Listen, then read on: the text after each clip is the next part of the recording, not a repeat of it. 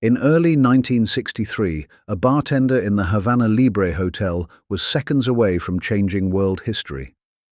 The CIA had bribed him. They had smuggled him a capsule of lethal botulinum toxin. And Fidel Castro had just ordered his daily chocolate milkshake. The asset was in place. The target was waiting. But when the bartender reached into the kitchen freezer to grab the poison, it was stuck. It had frozen solid to the ice coils. As he frantically pulled, the capsule ripped open, spilling the toxin. He had to serve Castro a regular milkshake. The most powerful intelligence agency on Earth, backed by a billion-dollar budget, had just been defeated by a household appliance. Not sabotage, not a double agent, not a Cuban counterintelligence operation, a freezer. The kind found in any kitchen, in any bar, in any city on Earth. The capsule had bonded to the interior, the window closed, and Castro drank his milkshake undisturbed while the bartender stood there, helpless, the most consequential frozen object in Cold War history, stuck to a shelf. This was the CIA at the height of its covert ambitions against Cuba. The most powerful intelligence apparatus ever assembled. A budget no foreign government could match. A global network of assets, case officers, and technical specialists. Defeated by a household appliance. The botulinum toxin itself was not improvised. The CIA's medical service had prepared it carefully, running tests until they were satisfied it would, in their precise internal language, do the job. The assassination attempts against Castro were not the work of rogue officers acting on impulse. They were sanctioned, resourced, and operationally rehearsed. The farcical outcome was not the result of cutting corners.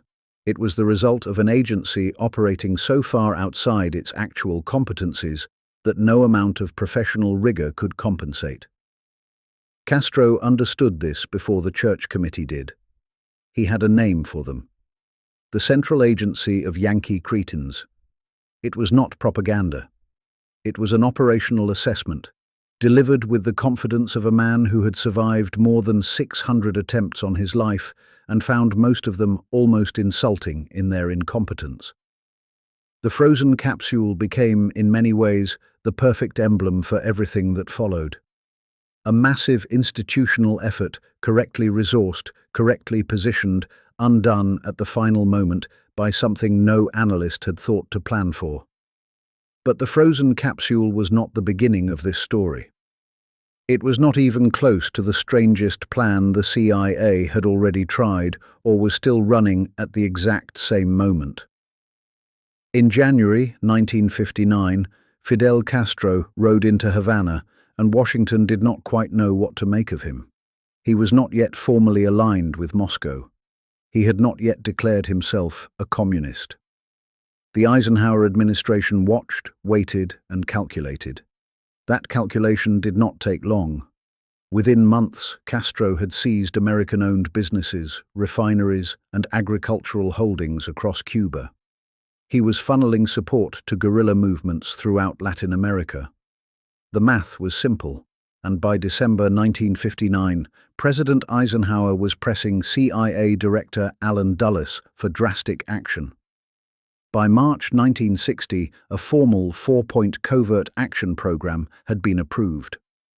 One of those points, never stated plainly in the public record, was the elimination of Fidel Castro. What followed was not a coherent program. That is the detail that changes everything. These assassination attempts were a cascading series of improvisations, each one revealing an agency operating well outside its actual competencies. And the institutional rot started at the foundation.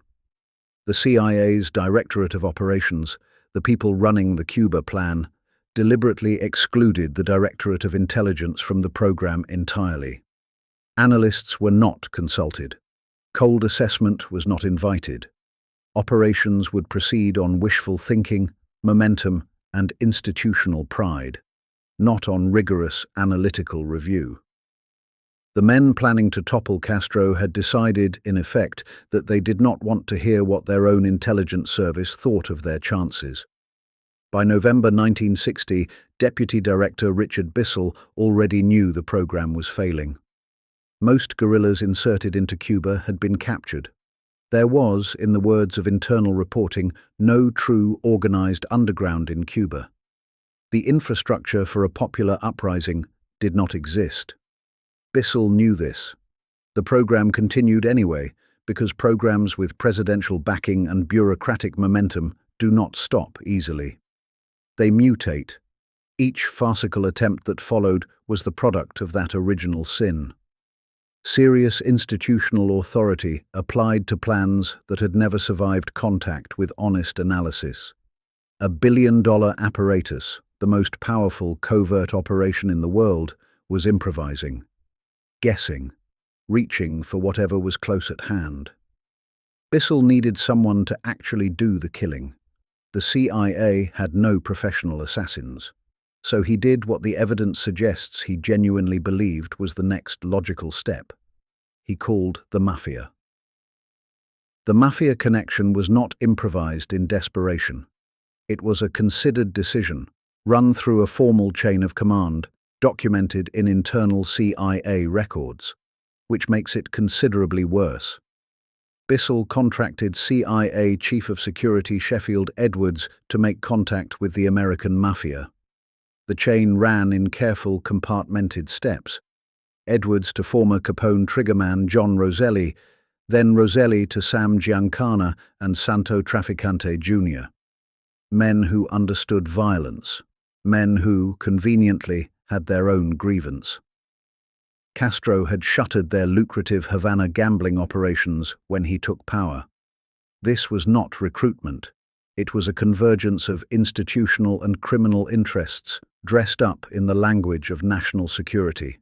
The CIA's Family Jewels report, kept secret for 3 decades, confirms every link in that chain. Bissell to Edwards, Edwards to Roselli, Roselli to Giancana and Trafficante, a documented arrangement, a formal conspiracy, and it was catastrophic before a single attempt was made. The Federal Bureau of Investigation was furious.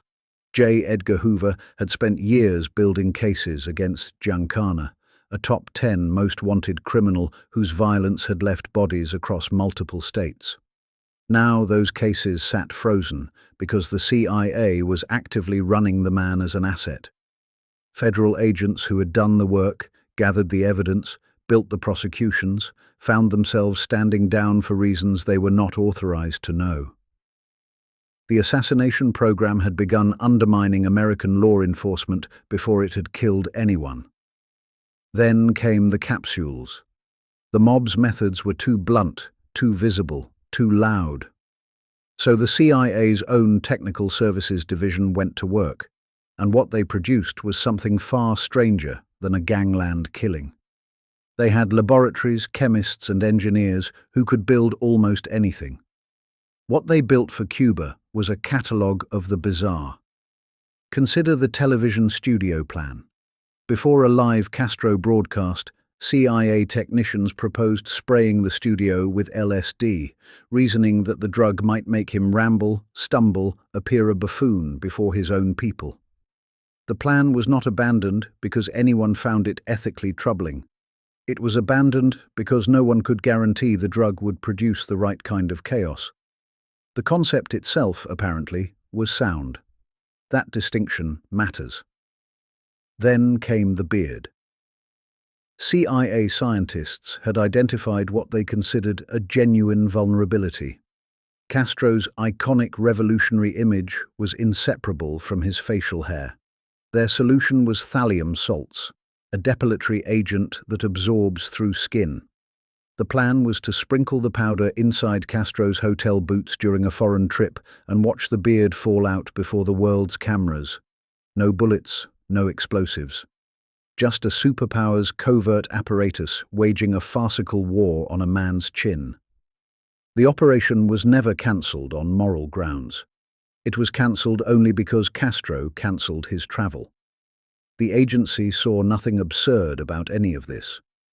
Parallel to the Milkshake plot, the CIA's medical service had prepared botulinum toxin for insertion into Castro's cigars, a separate track running simultaneously, apparently on the theory that redundancy was a virtue.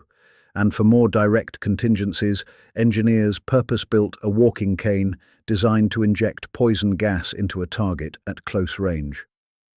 This was considered the sophisticated end of the toolkit. The cigar poison and the engineered cane occupied the same program as the thallium boot powder. All of it did. What these attempts share is not incompetence in isolation. It is the complete absence of any analytical break. No one was running the numbers. No one was asking whether any of this could actually work.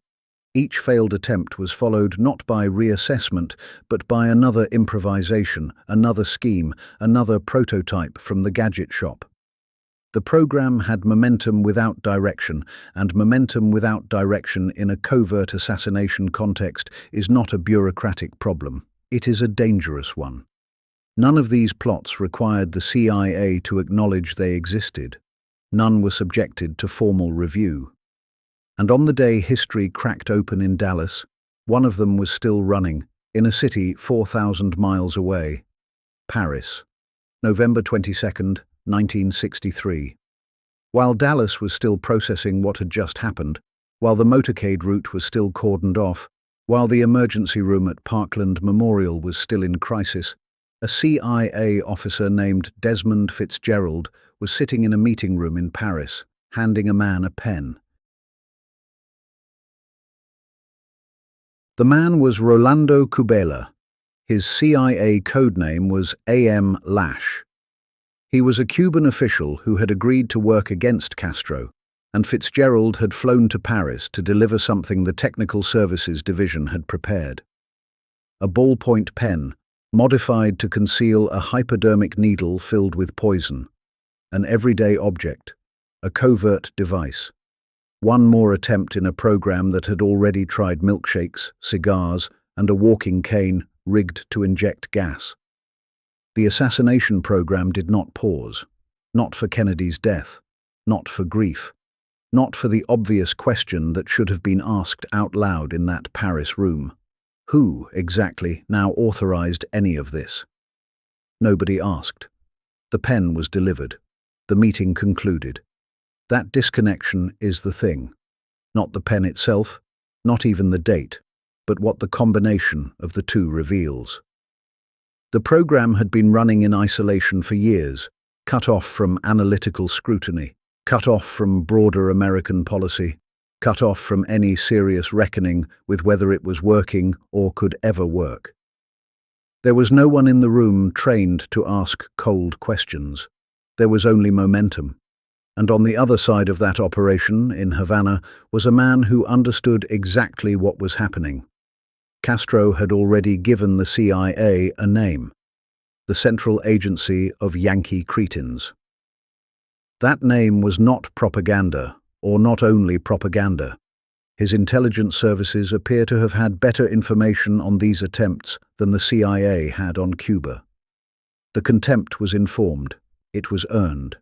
The Gadget plots, the mob channel, the frozen capsule, all of them shared one quality.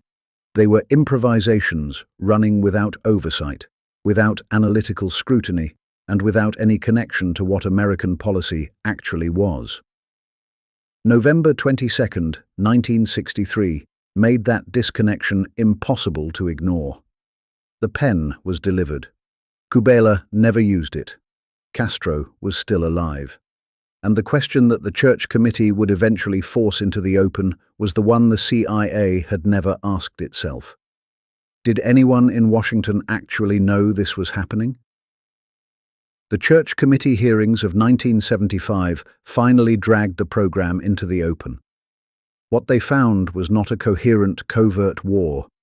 It was a paper trail of improvisations, each one confirming Castro's assessment more completely than the last. Richard Helms testified that the CIA had been acting within the scope of its authority. The committee disagreed. These operations were illegal, unacknowledged, and had never been properly sanctioned. The CIA had not merely deceived its enemies, it had deceived its own government. The agency that claimed to protect American interests had been running a private war that no one in official Washington could fully account for. The structural explanation was simple and damning. The Directorate of Operations had excluded the Directorate of Intelligence from the Cuba plan entirely. That means the assassination program, across all its iterations, was never subjected to rigorous internal scrutiny. No one with analytical training ever looked at the bartender plot and asked whether it would work. No one reviewed the beard removal scheme and flagged it as institutionally embarrassing. The operation had momentum. Momentum was enough. This is what makes Castro's nickname so precise. The central agency of Yankee cretins was not propaganda. It was an operational assessment from a man who demonstrably had better intelligence on the plots against him than the CIA had on Cuba. He knew. He survived. He watched them try again. Each farcical attempt confirmed what he already understood about his enemy's competence.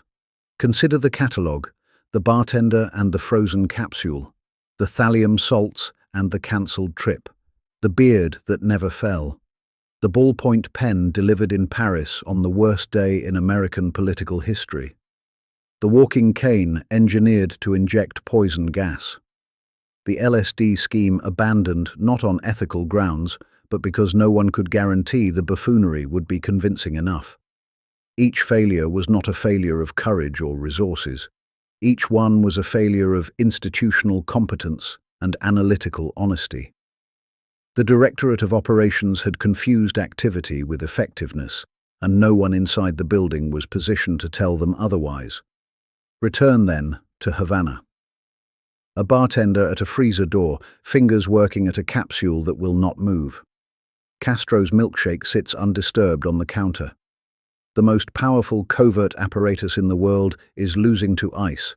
That image contains the entire history of this program. Fidel Castro died in 2016 at the age of 90. The CIA's attempts to kill him number somewhere between 8 and 638, depending on whose count you trust. The bartender's name was never made public. The capsule is still in the freezer, in a manner of speaking. Some failures are so complete they become permanent.